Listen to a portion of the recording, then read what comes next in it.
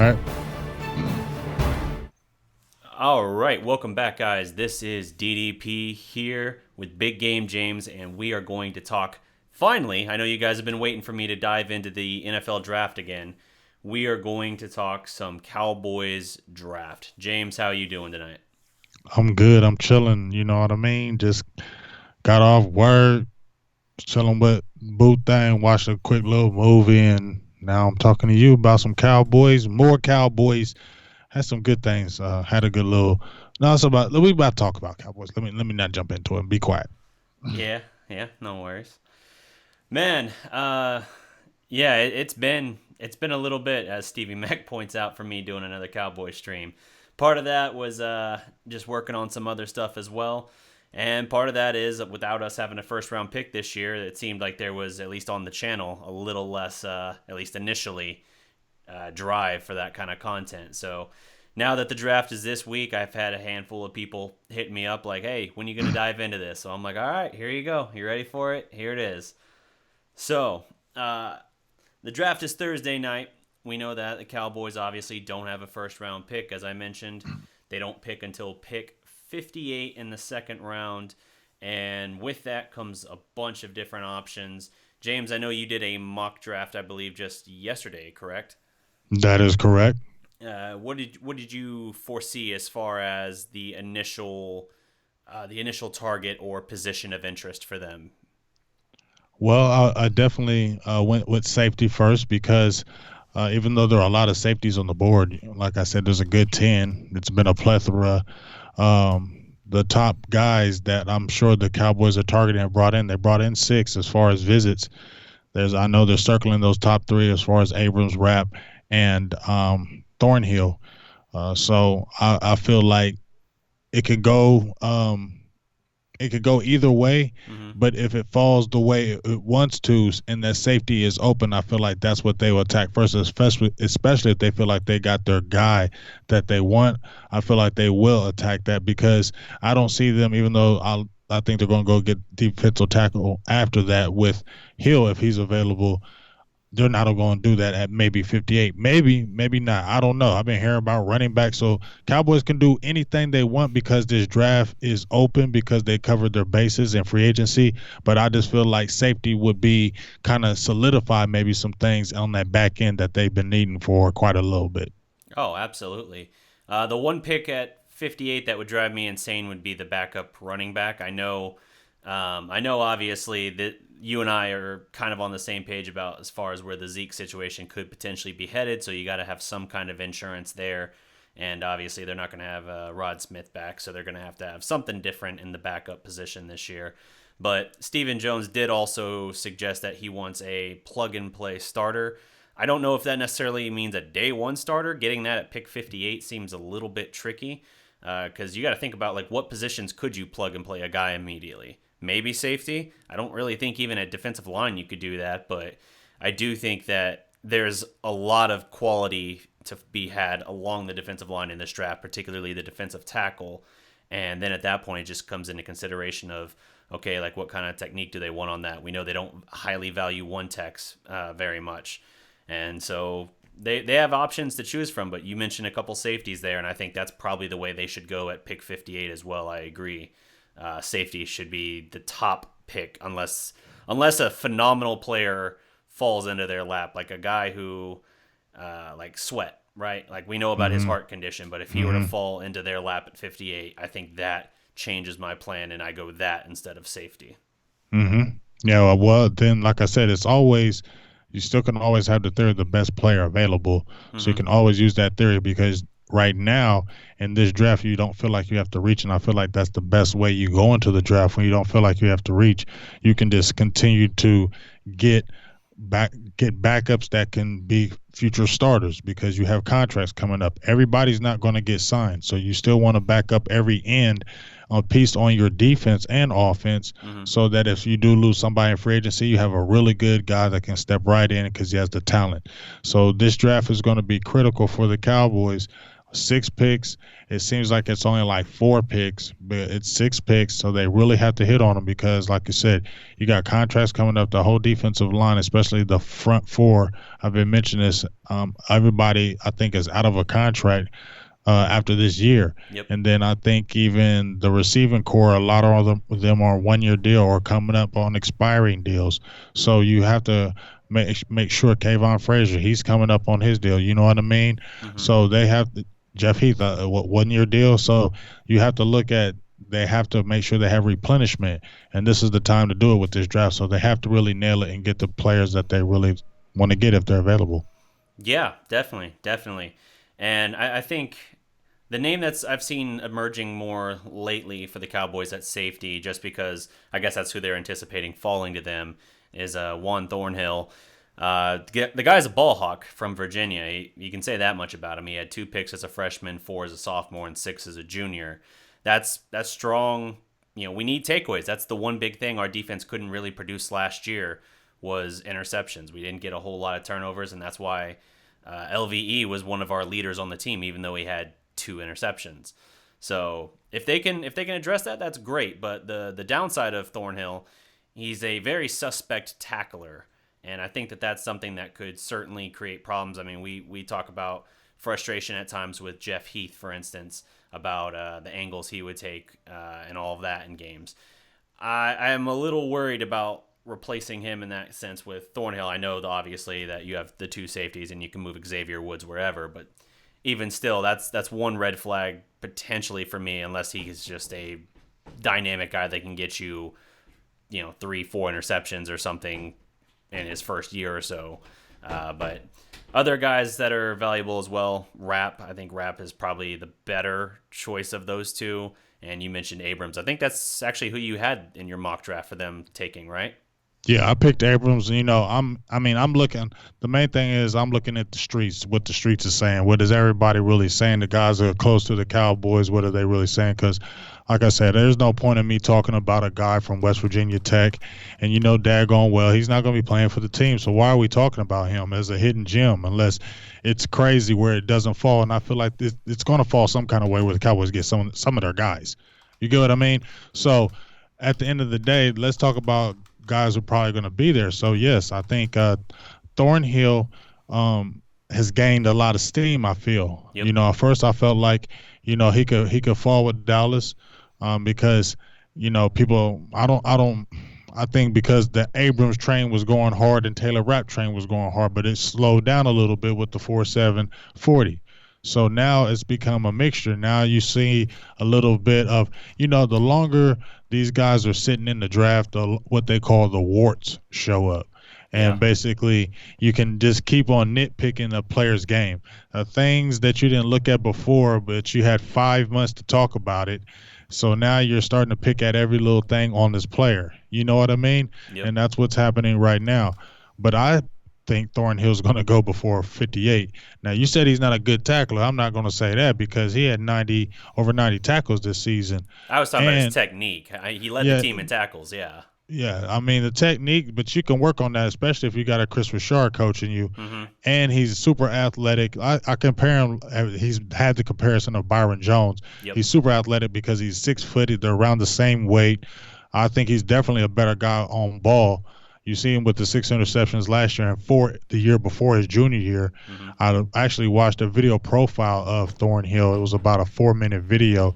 And just listen to what he talked about and how, it's great to watch a player play, but I like to get in the mind of the player because the mind controls the body. And when you feel like you meet the player and can talk to him and see what he really reacts and talks about, then you can kind of trust that player. So I gave a little more high marks to Thornhill after I seen that video because he was all about the team. He was all about getting the team back where it wasn't to be, and he was coming back to school. And he said he was taking pride in trying to be a first-round draft pick. So I think he's not trying to go in that 58th pick. So I think more things are showing up. If they picked up Rapp, I'm cool. If they picked up Thornhill, I'm cool. If they picked up Abrams, but I went with Abrams because I feel like I want to see Xavier Woods roam more, get more interceptions because that's what they drafted him to do because he had a lot of INTs in college and you've seen a little bit last year him coming on. He had two interceptions, but I would like to see him a little bit more roaming and Yeah. a guy that can really stick you. Jeff, he can hit you. We don't doubt that. But having a guy that can really like a Abram he has a certain Heat type of seeking missile. attitude. Yeah, and he has a certain type of attitude I just really like, and I think it just can really pump up this defense, and I think he can really run with that hot boy mantra. He'll really like that, especially if he was drafted by the Cowboys. Oh yeah, absolutely. I think if it was a situation where you had all three guys there in front of you, I think I would probably lean Abram.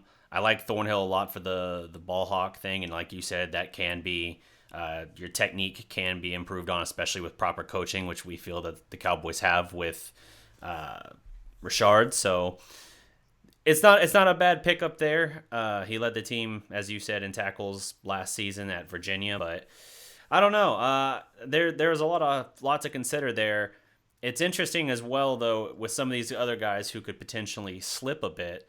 I'm curious how far up, if at all, Dallas would be willing to move, depending on how some of these guys drop. Like if you get into the mid 40s and you still have Sweat on the board, do they look to move up maybe 10 spots? Because at that point, you're not having to give up a third. You're swapping second round picks, and then you might be giving up like a fourth or a fifth or something like that. I wonder with 6 picks, but only 2 inside the top 100, if that's something they would consider doing if they felt like they were getting a difference maker on the defensive line and something that they really, really need. I think they would definitely keep eyes open. I know Jerry is. I know Jerry's already always going to try to wheel and deal and do something. That's when he feels the best. He can wheel and deal, and make some moves.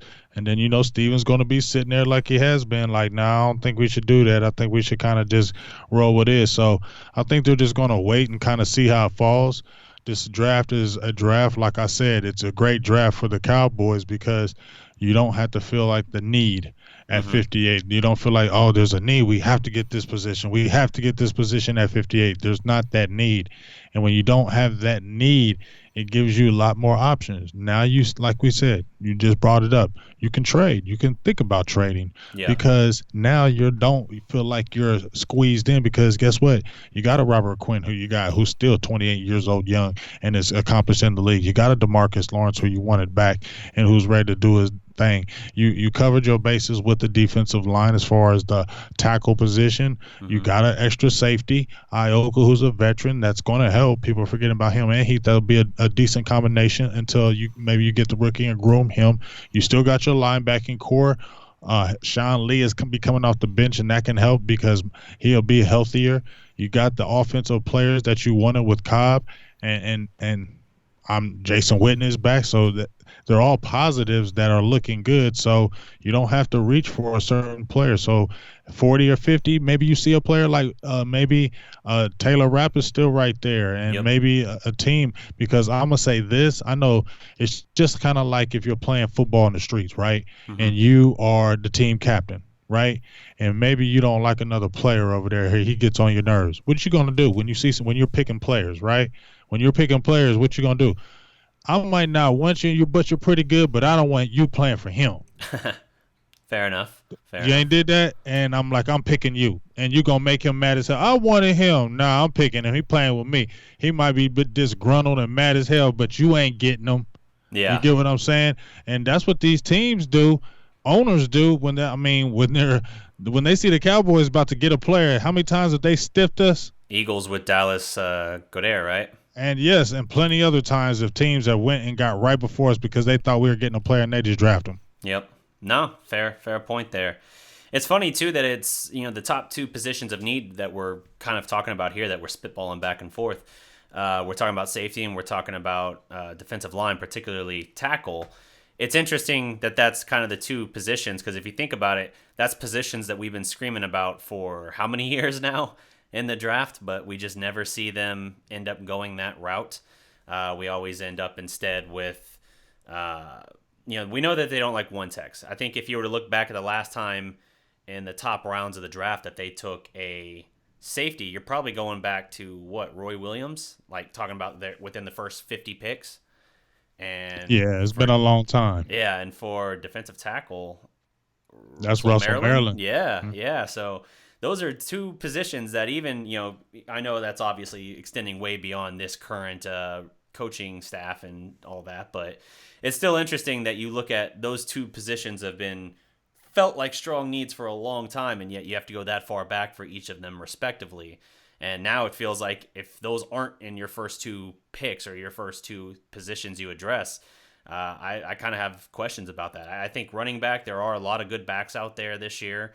I know some people have talked about that. I feel like 58's a bit early to go with that, especially if we're talking about getting a plug and play starter. And they've said they don't want a scat back. Is there a particular prospect in that regard that you're interested in? Oh yeah, I mean, I threw out Mike Weber, but they were talking about the kid Williams, Trayvon Williams from Texas A&M, because he's that Mm-hmm. kind of that scat back. He definitely got wheels. I seen him at Texas A&M. He got wheels. He got that juice. So I know they like him, and they like somebody who can be able to catch out the backfield. I really going to think they're going to establish. You saw Zeke get a career high receptions last season. I think they're going to continue to build on that, and they're going to get a running back behind him that can make sure he can catch the ball out the backfield so he can be versatile. That's a player that they've been wanting to try to groom since Lance Dunbar, and it hasn't really happened. So Yeah. now they got Kellen Moore in the fold. Now you got younger minds. Now you got open minds. So now hopefully we'll be able to see a more explosive or at least a more wide open offense. It won't be so constricted. I think that's what kind of hurt Dallas. We all seen that. So I'm excited to see what'll happen with the team and what they can do. So especially with the draft.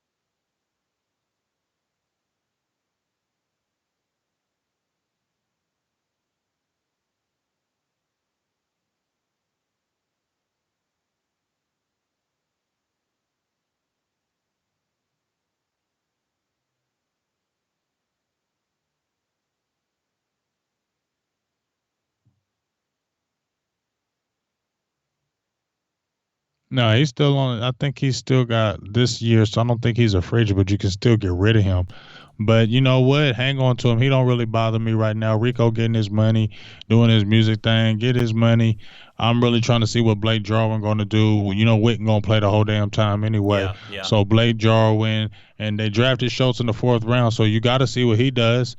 So but they can still go tight end because Dax Raymond, other tight ends. There's like still three tight ends. I have a tweet from Bobby Bell earlier today that he has still three tight ends that were in the fold, so they still could Hmm. go tight end. They could surprise everybody and go running back first. For if they did a running back in the second round or a tight end, you'd be like hell, but you couldn't really be mad. Yeah. Yeah. Uh, I don't know about mad, but I would not be. I'd be a little Be bit frustrated. cross, a little bit Be cross with the frustrated. team at that point. Yeah. To me, running back, there are good backs out there, but unless you're literally signaling you're not planning on re-signing Zeke, That's what I'm saying, and that's what exactly. I said. Unless I, that's the thought, then to me, you don't go running back there. that would be the only reason why you drafted a running back in the second round if you thought you were not getting Zeke back. Yep, and I mean they still got a lot of money tied up to other guys they got to sign. They still got to sign Amari Cooper. They're gonna give Dak his deal at some point, and there's still another guy out there as well other than Zeke. You still got Byron Jones in that whole discussion. I mean you always got to draft some corners. You can never have enough of them because you got to have some depth there, and you never know if a guy can actually develop into something. Anthony Brown was what, a sixth round pick out of Boise. Uh, Yeah. Nah, and Brian came from Purdue. Brown. Who am I? Oh, I was thinking Scandrick still, wasn't I? Yeah, Yeah, yeah, Brown. yeah. Brown. Yeah. Okay. Yeah, and that was a sixth round pick as well. So there you go. But yeah, exactly. So you can even cornerbacks, you can develop them or hit on a guy even if it's late in that. So I would say maybe that means they're not going to hang on to Byron, and that opens up a little bit for Zeke. But the question for Zeke then becomes he's done nothing to signal that he has not stayed healthy and been deserving of the contract for his production. But I think that they kind of laid out to some degree their blueprint of how they intend to use running backs. They're gonna pretty much milk everything they can out of them, and then move on to another guy for a cheaper rate. Which I brought that up 2 years ago and got killed for that. Oh, you're still gonna get killed for it. Oh yeah, I know. Even if I it got killed for bouncing off of you. yeah, even if it ends But up not everybody's happening, talking about it though, D. Everybody's talking about it though. yeah, That's what's so funny. I seen an article by Tim Calishaw. yep, A very prevalent guy.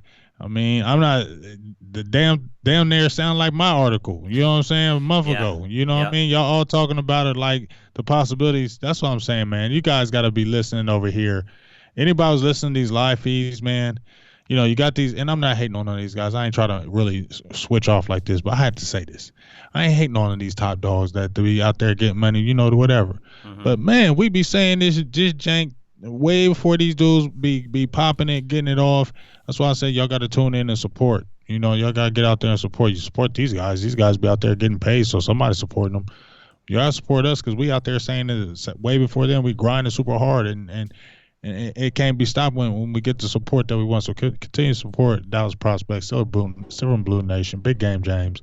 You know how it goes down. But back to the topic. I didn't mean to go off topic. I had to oh let people know that. no problem at all. Yeah, if you guys haven't read James's article already, it's on thedallasprospect.com. Check it out. It's a really good article on the Zeke situation.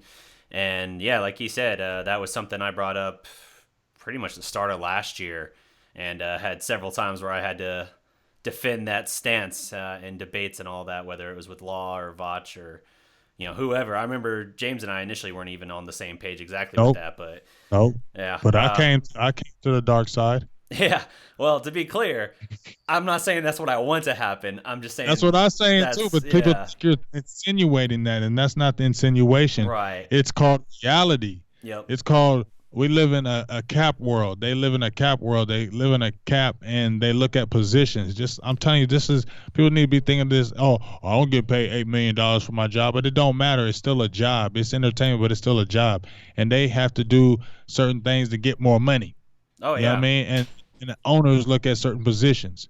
And one position that is, no matter how you say, it is more devalued because you're running the hell out of running backs, and it's a throwing type league now. So that's just going to be the quandary. If they go 2 more years, that's 2 more years of running. That's 2 more years of going through that Yeah. wear and tear on your body. Now you're 25, 26. Now are you going to pay a guy $16 million? And he's a beast. Nobody's saying he's not. But are you going to still pay him that money? I mean, that's what I'm saying. That's a reality. They say, oh, well, DeMarco Murray, he's different. I mean, you don't know. You just don't know nowadays. And Stephen Jones say that now. But, hey, if he looks like it don't make dollars and cents for the team, you know what Stephen Jones going to do. Right. And who you are now. And there's always the risk, too, because in the case of Gurley, who got his money, now you're hearing he's got, arthritis or something in the knee. I mean, that's something they're going to have to stay on top of. But we've transitioned too far on an off subject here regarding Zeke and all that. But yeah, there's a lot of things for them to consider. I would say, to me, safety is the biggest need. Then I would probably put defensive tackle / defensive end. The thing is, with defensive tackle, they like to go really kind of scrap heap guys and coach them up. Anton Wood's perfect example of that, and he's very solid for them in that regard. So that almost makes me. Talent, though. Wood's got some talent, though. Oh, yeah, no, he does. I mean, by scrap heap, I don't mean he's garbage. I mean, guys that are kind of cast-offs from other teams or floating around out there, not using first-round, second-round I can't draft believe capital. he went undrafted. Yeah. He was when he was with the Titans, he was really overweight, right? That was one of the things with Marinelli talking to him was getting him to slim down to the weight they wanted him to play at. Marinelli got in his head. You know what I'm saying? Marinelli talks to you. That's why people love to come and play for Marinelli, because he's respected. That's why if we get a defensive tackle, I want Tristan Hill if that happens, because he's a big boy. He's thick. He's solid. 6'3", 315 pounds, and he's one of them one-tech guys that we really need. And he's got an aggressive attitude. I was geeked up because I said I wanted him on my Twitter, and I told him he'd be a liked addition, and he liked it. So I was like, yeah. I was like, all right, that's what I'm talking about, dog.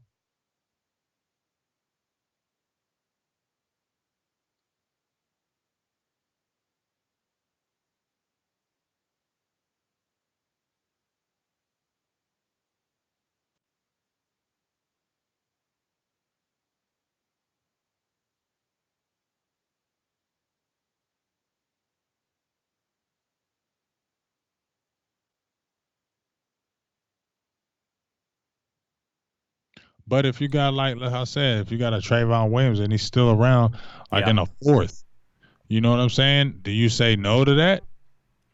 Yeah. No, I get you. You There's probably gonna take him because that's explosion that you passing up, and you don't want to. It's even better when you got a back that's a change of pace back to Zeke. Zeke is a monster; he can do everything. When you got another guy, when you can just have Zeke rest and you just pitch it out to him, that dude can take it like 67 yards. You like, oh yeah. Then you bring Zeke back in, and then he just finishes off, killing them. right. Yeah. I mean, it can add a lot to the team. So, what's your general kind of feeling going into this draft? I mean, I know it's interesting in that it's a draft that we don't have a first round pick. The last, I think, 6 or 7 times we haven't had a first round pick, you could make certainly the argument that in 5 of those 7 drafts, it's like the worst drafts that we've had, in our franchise's history, like, the 2009 draft or, for instance, something like that. I feel more confident now, despite not having the first round pick, not just because we essentially got that out of Cooper, but more so because obviously with Will McClay now, you feel a little bit better about kind of the voice in the room. It's kind of like he can bridge the gap between scouting guys and ownership, where it's not so polar opposite in what they're looking for, right? Yeah, I agree. And then, like I said, I think him and Stephen Jones are really working hand in hand and really just taking over. Jerry's just sitting back and chilling. You know what I mean? Jerry Mm-hmm. was the guy that was just super active all the time. You always saw Jerry, Jerry. Now you don't see as much of Jerry. You see Stephen Jones. Jerry's out there handling that money side. You know what Yeah. I'm saying? Jerry out there still getting that money. Stephen Jones is not really operating that team, though. You know what I mean? Stephen Mm-hmm. Jones is really making the moves on that team, and Willie McClay seems like he's his right hand man right now. And the way they're rolling it up, well, Dallas is hitting on some home runs, a little string of home runs if you look at the last 4 years. So I can actually, just like you said, I feel better and at ease because before in years past in drafts, I would be nervous like, who we going to pick, man? Are we going to mess up? So I trust the guys are going to pick the right pick. We thought they were wrong. Well, I thought they were wrong with Van Der Esch. And guess what? They knew what they were doing, huh? Yeah, on Van Der Esch, they definitely seem like they were right. It's not a 100% conversion rate, though, because it never is. Never We is. still got questions with Taco. Is he going to be something serviceable, or is he going to be out of here, after, as soon as the end of this season, perhaps? Could be. Yeah, I mean, it's crazy how. And in that case, that sounds like a situation where, as we were talking about can McClay and the scouts in the room win kind of the debate, so to speak, with the coaches in the room. It sounds like, and I think this was something I heard on Jam Session earlier this week or this past week, where they were kind of talking about that whole situation between Watt and Taco. And it sounds, at least if you hear them talk about it, like McClay and them were more so wanting Watt, and it was more so of a coach preference kind of thing to go with Taco. And the reason they gave us like not being confident about Watt being able to play with his hand in the dirt, well, I I think that's pretty much proven to be a big mistake on our part, obviously. And it almost doesn't matter what Taco does. The best he can do is be serviceable. Whereas you're going to look at Watt and you're going to be like, wow, he's got huge potential, and no matter what, it's just not going to be as valuable as what you could have had. So you don't win every argument, but if you can win enough of them, you can at least build something out. Yeah, I mean, like I said, you're not gonna be perfect. You're not gonna be 100. Nobody knows what these guys are doing. You can look at the athlete, you can look at the player, you can look at the skills, but as I said, the mind controls the body. And Mm-hmm. that's what you have to really know before you. That's why they evaluate these kids. That's why they have the interviews. That's why they talk throughout the red flags when they talk to them. That's why sometimes they ask them the stupid, silly, dumb questions because they want to see what kind of reaction they're going to get. Yep. They want to see how they're going to control themselves, how they're going to think and act, because those are the things that's going to happen on the field when you come in those split-second moments. You're going to have to keep your cool, or even reading defenses or concentrating in the film room. Those type of things, staying out of trouble when you're not in. I mean, when you're in off season. So all those things go into consideration when you're looking at these players. So I think the Cowboys, you don't have it all right. Looks like they may have had it wrong with David Irvin, and then now you see the issue with Taco. But as I said before, you see more hits than misses. Yeah, yeah, and in the case of David Irving, obviously he was just signed off the Chiefs practice squad, so at least they didn't spend capital on him. They didn't kill that money on him. Exactly, it was just whatever money they paid him at the time, and he never got big money here. So that sucks because you hate losing the unicorn. But if the guy's gonna basically torpedo his own career, then it's gonna happen that way. So yeah, they've definitely hit on the draft more than not, especially with McClay. And you feel like they need to deliver here in a very limited window as far as winning a Super Bowl, not because of the roster talent itself. Obviously, this foundation you're building, this core, you have a team that can be very competitive for the next several years, assuming Dak keeps looking like the guy he was at the end of last year and like the guy he was more so at the start of his career rather than that dark era after the Atlanta game last year or 2 years ago now.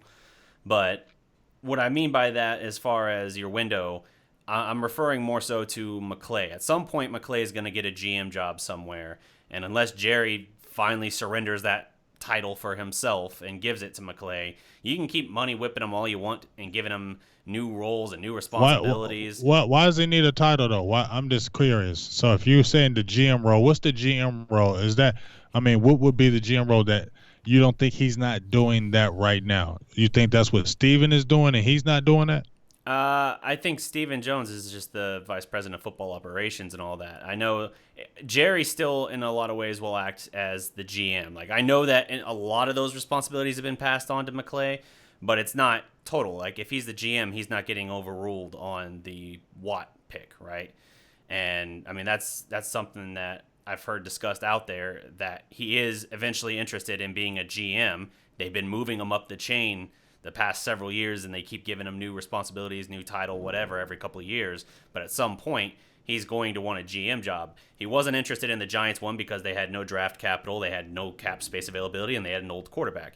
He was very interested in the Browns one because they had a ton of draft capital and a ton of cap space. He was interested in the Houston one as well. So he interviewed for the Houston one, I know that. So he's interested in it. And it's just a matter of if they can win with him while in this current role. Maybe if they win, Jerry's like, all right, now we won a Super Bowl with me, GM post all this.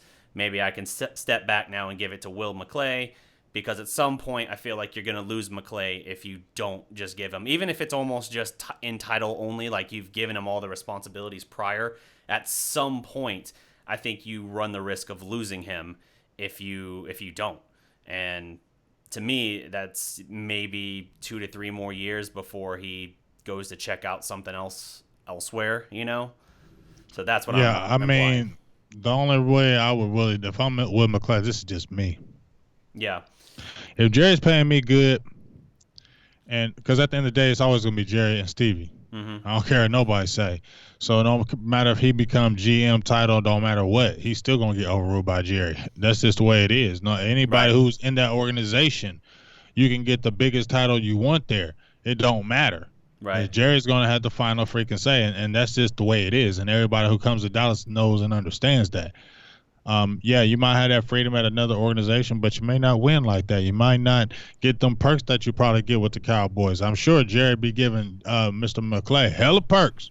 Yeah. I'm sure he may not got the title, but I know he got hella perks. Right. I bet you Willie McClay is taken care of. Oh yeah, that's for sure. Especially for like whatever his official title is, which sometimes you may not want to. Miss Scouting Pro says VP of Scouting. Even if they give him a bunch of the responsibilities of GM, there's still going to be a line drawn there. And as she points out, as far as like budget, I mean, that's Byron Jones territory as far as negotiating contracts and stuff. But there are still limitations there as well for McClay. All right, well, we'll see. I hope he just keep on riding the train. Hopefully, we can get. I mean, the more wins we get, the more probability he could leave because they leave off of success. They don't leave off of losses. Yeah. We saw what Uh, happened with Richard. He was the hot guy talking about possibly being a head coach. yeah. Dallas gets smashed up in the playoffs against the Rams. Everybody cool. That's just the way it goes. Right. Yeah, I mean, there's definitely something to that. Your stock is higher when the team's winning, but I think enough people around the league already have known about what he's built here with the Cowboys in recent years to know that whether or not the team wins, because obviously we haven't done anything in 23 years as far as getting past the divisional round, I think people kind of know, like, well, the Cowboys, even if they're less of a circus than they've been in decades, they're still a little bit of a circus to some degree, and I think that that's still something where even if the Cowboys don't win a Super Bowl in the next 2 or 3 years, he might still be getting top end offers even if the team struggles. I mean, it's been since the 90s since the Cowboys had back-to-back 10-win seasons. So there's a lot still to be desired from this team. And although I feel better about this team, like I feel good about the foundation, especially the defense, there's always going to be a little part of me as the season progresses that says, okay, but until we get to that 10th win, I'm going to be a little apprehensive about if this team can actually do something it doesn't do hardly ever and build on a good season with a just as good or better season the following year. Yeah, well, I'm hoping to see. I mean, we have the team to do it. I mean, we got the players to do it. 10-6, battle back, won like 7 of 8, eight games in a row. I mean, the sky can be the limits. The biggest thing I'm saying is as long as we stay relatively healthy, and injury free, I definitely see I'm not just jumping on the it's the train. Oh, look, we could 16-0 undefeated. No, I'm not doing Right. that. But if you're looking at even with the schedule, it does get a little bit daunting. You got the 3 games in 10 It's days. it starts I, very I, I favorably though. it, at the end of the day, line for line, talent for talent, Dallas is just as talented as any team, if not more than anybody in the league. So they shouldn't have to worry about that. They should go in there thinking we take care of our business, do what we're supposed to do, and we're going to walk out here with the W. Right. Yeah, I mean, with the schedule and all that, I know you've already talked about the schedule in a previous stream, I think with Vach. Hmm. Um, but yeah, the setup of the schedule, it seems like they could easily, not, I don't want to say easily and take it for granted, but it seems like they could certainly start something like 5-2 or even 6-1. It's the last 6 games where it seems like all the real meat of the schedule is. So if you can start hot in that season, then you give yourself a chance both with momentum and, we saw what this team did when it started streaking in 2016. So your whole complexion of your season can change there. So if it goes like that, I feel better about it than if we're having to make a late season push, kind of like we saw in 2017, where they were still getting by for a little bit, but it was kind of by the skin of their teeth. So yeah, 3 games in 11 days. The Scouting Pro points out that they won all 3 in 2018, 3 games in 11 days. Yes, that's something they're gonna have to be cautious about though with this season. I think that final 6 weeks you got to make them. It's not like they're not going to matter. They're always going to matter, whether it be seeding or the lead in the division. But you want to minimize their importance by winning early on and getting the majority of your winning done early. Yeah, I mean, you want to come off to a fast start. Dallas doesn't want to start like they did last year. Yeah, You don't last want to year was get bad. you don't want to get behind the 8 ball. Mm-hmm.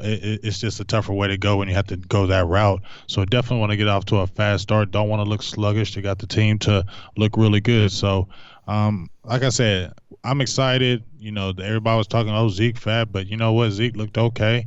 Yeah. 230 pounds, trim. Dak looks nice and cut up, ready to go. I just think the team is confident. I think Yeah. the team is, kind of laid back, confident. They feel like, hey, we belong, and we're gonna quiet some skeptics out there. So we need to. The first thing you want to do on your team is in a season is win your division, and Mm-hmm. there hasn't been a back-to-back winner in a very long time. So Cowboys definitely need to take a hold of the opportunity and get this back-to-back, and let's see what happens in these playoffs because the playoffs are bust now. Yeah. No, absolutely. Any kind of step back would be a disappointment. I mean, I guess you could say if you made the wild card but still went further in the playoffs, that would, in a regular season record sense, be a step back. But at this point, if you're not bare minimum in the divisional round, and I would honestly at this point say you got to advance further, right? Because it's Jason Garrett last year of his deal. He's got to put up or shut up for once. We've been saying this forever, but he's got 9 lives. It seems like it has to be it. If they take any kind of step back, I don't even care if it's a disaster 2015 scenario. If they take a step back, I just don't think that you can keep giving him leash. So we'll see, man. I'm excited for the season. I'm excited to see what they do in the draft. Obviously, we probably won't see any action for them until Friday night, but I'm curious to see what they can do with the needs that they have and see what they can put together for the season. I'm excited. I mean, I've been really excited. I try to always temper my excitement because I know Coach Garrett, and I'm not gonna bash on no Coach Garrett. I'm gonna leave Garrett alone. I've been hard on Garrett the last couple of years. I'm still not believing. I'm not going to say I don't believe. I'm still very doubtful about this title thing because I need to see it. But Yeah. it can happen. I mean, it can happen. So maybe it can happen. I'll just have to believe it can happen because you have the team. And as I said before, Garrett only has one losing season, so I can't really just bash the man. Right. He does have 3 division titles. Mm-hmm. It's not like we're going 7-9 every single season. We did have the run of 8-8, but he did come back with the 12-4. We really should have got farther. We know why. Yeah. It's not really his fault that you lose Tony Romo and Dez Bryant. Most teams, if you lost your top quarterback and your top receiver, you're not going to win any games either. Let's see the Patriots lose Brady and somebody and Gronk at that time. You know what I mean? Yeah. I don't know if they're going to come back and win 12 games. I know Bill Belichick, but still, they're going to bring up Castle. But man, I ain't talking about that. You feel me though? Most teams, I was are going to crumble. too. I was like, they won. You know, people going to say, "Well, what Castle. about Matt Castle?" I already know they're going to try to say it, so I'm killing y'all right now. I Yeah. ain't talking about no Matt Castle because guess what? Hey, and then they'll bring. Man, never mind. I shouldn't brought up the Patriots. They always win with somebody. You could still say they didn't even make the playoffs that year. That would be the good counter. Thank you for helping me. I appreciate you. No problem. But anyway, well, do you have any other kind of thoughts or predictions before we wrap up this stream? I know it's a little bit of a shorter one tonight, but wanted to get your kind of thoughts and everything ahead of the draft, and I figure I'll do another live stream probably Sunday or something to kind of give my thoughts on the draft and kind of grade out their picks. Yeah, I mean, I don't nothing really say. Just excited to see who the Cowboys are really going to get. I'm just really excited to see who is going to be in the fold. Mm-hmm. I'm excited to get to training camp, see the team play. It's an excitement in the air. New philosophy with Kellen Moore. John Kitten is in the fold. This feels like there's a lot more freedom. Yeah. Hopefully that'll show on the field. We got our guy back to Marcus Lawrence. It looks like it could be a good season. And guys are just, I think guys are really serious about it now. A lot of times I was worried about the locker room mind and the fray. But I feel like the guys are a lot more focused, and now I feel a lot more confident that the Cowboys can maybe get over the hump, man.